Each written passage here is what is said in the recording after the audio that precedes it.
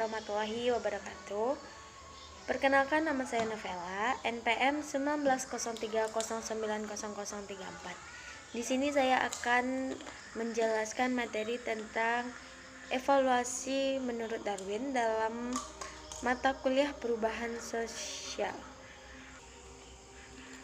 Pada periode modern awal, karena kolonialisme dan kekaisaran bangunan, naturalis Eropa bekerja di pusat kebun raya dan kebun binatang nasional, diselidiki dan berbagai spesimen hewan dan tumbuhan yang belum pernah ada sebelumnya. Ini berarti bahwa tidak mungkin ada sifat yang lebih baik dalam hal apapun pengertian mutlak. Hanya ada sifat yang lebih cocok untuk satu set keadaan tertentu. Dalam suatu spesies, individu berspesialisasi dalam mengeksploitasi lingkungan dengan berbagai cara dan dalam jangka waktu yang lama.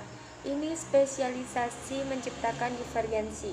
Sekelompok burung dengan paruh yang lebih panjang mungkin lebih menyukai cacing, sementara kelompok dengan paruh yang lebih kuat mungkin lebih menyukai kacang. Menurut pemikiran saat ini, ada sejumlah lainnya spesies dari genus Homo yang berkerabat dekat kepada manusia, tetapi yang sekarang semuanya telah punah. Habilis hidup sekitar 2,3 juta tahun yang lalu, sedangkan Neanderthal mati sekitar 24.000 tahun yang lalu. Dimulai pada akhir abad ke-18, kebangkitan industrialisme di Inggris menciptakan pertumbuhan dan urban yang besar miskin. Dengan demikian, Malthus melihat kondisi kemiskinan yang telah diciptakan oleh revolusi industri sebagai fakta penting dari kondisi manusia. Ini adalah doktrin yang benar-benar pesimistis. Anak ketahuan dari seorang dokter agnosis yang kaya mengambil kesempatan untuk membayar sendiri cara sebagai naturalis dalam survei ekspedisi 5 tahun di HMS Belgian, menjadi anggota terhormat dari elit ilmiah Inggris, bekerja tanpa henti pada proyek ilmiah sampai hari kematiannya. Dia mengumpulkan ribuan spesimen tumbuhan dan hewan dan melakukan studi ekstensif tentang geografi. Dia menjadi percaya bahwa Andes terbentuk dalam waktu yang lama, periode tertentu, oleh daratan yang perlahan naik dan lautan surut. Dia menjadi yakin bahwa atau pulau-pulau Pasifik adalah dihasilkan oleh karang yang tumbuh saat pegunungan tenggelam. Di Tierra del Fuego, dia mengamati penduduk asli yang tinggal di alam liar dan menjadi yakin bahwa manusia tidak sejauh ini dihapus dari hewan dan menunjukkan keragaman yang besar di antara diri. John Galt menyadari bahwa semua berbagai jenis burung yang Darwin telah kumpulkan di Galapagos adalah berbagai jenis burung feed.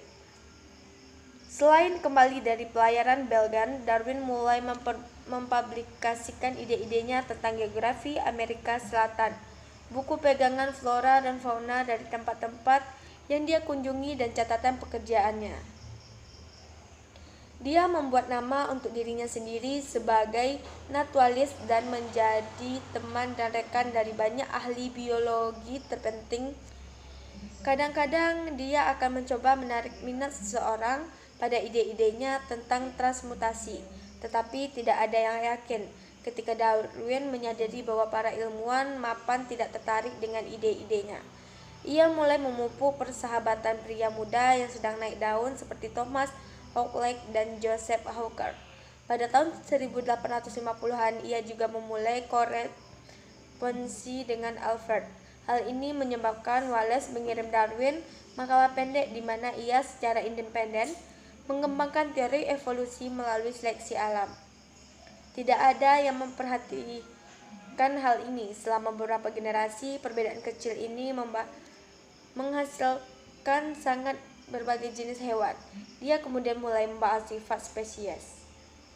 Dia berpendapat bahwa kita dapat memikirkan varietas yang ditandai dengan baik sebagai spesies baru, jadi yaitu baru terbentuk atau muncul. Darwin berpendapat bahwa individu, organisme, dan spesies semuanya dalam perjuangan untuk eksistensi.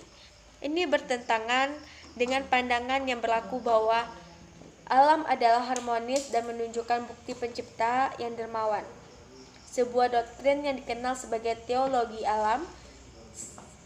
Sebaliknya, Darwin mengklaim bahwa hidup adalah perjuangan yang kompleks, bukan selalu kejam secara dramatis, seperti pada pemangsa dan mangsa, tapi biasanya lebih halus, sebagai tanaman yang berjuang melawan kekeringan atau pengalahan spesies baru ke dalam habitatnya. Beberapa variasi lebih menguntungkan daripada yang lain. Dalam jangka panjang, organisme yang memikirkan sedikit bahwa keuntungan akan bertahan lebih sering daripada yang tidak, mewariskan kelebihannya kepada keturunannya. Melalui mekanisme ini, Darwin berpendapat bahwa populasi akan berubah dengan akumulasi kecil tapi menguntungkan keuntungan selama periode waktu yang lunas. Sekali lagi, dia merujuk pada seleksi buatan, menyebutkan seleksi alam, seleksi buatan yang tidak disadari. The Origin adalah buku yang sangat populer dan melewati 6 edisi dari tahun 1859 hingga 1872. Darwin memanfaatkan pemikirannya tentang waktu dan evolusi bernada sebagai bentuk kemajuan yang mirip dengan kemajuan bangsa Inggris yang sezamannya dirasakan. Penafsiran literasi dari Alkitab sedang berada di bawah meningkatkan kritik dan banyak yang siap untuk diyakinkan dari fakta evolusi biologis, bukan proses yang diarahkan pada tujuan. Ini tidak menyertakan kemajuan yang terarah. Ini merupakan tantangan bagi pendirian dan nilai-nilai perdagangan kelas menengah yang sedang naik daun. Bahkan, banyak orang yang mendukung Darwin.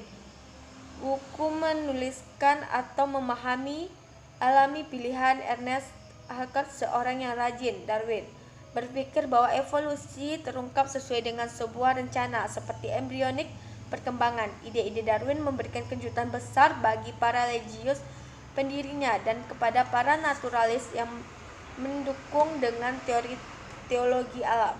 Teori Darwin dianggap sebagai menjadi jauh lebih sulit untuk berdamai dengan kreatif semua dewa yang kuat daripada Copernicus, Galilei atau Newton. Ada perdebatan yang sedang berlangsung di surat kabar dan jurnal. Sekian yang dapat saya sampaikan. Assalamualaikum warahmatullahi wabarakatuh.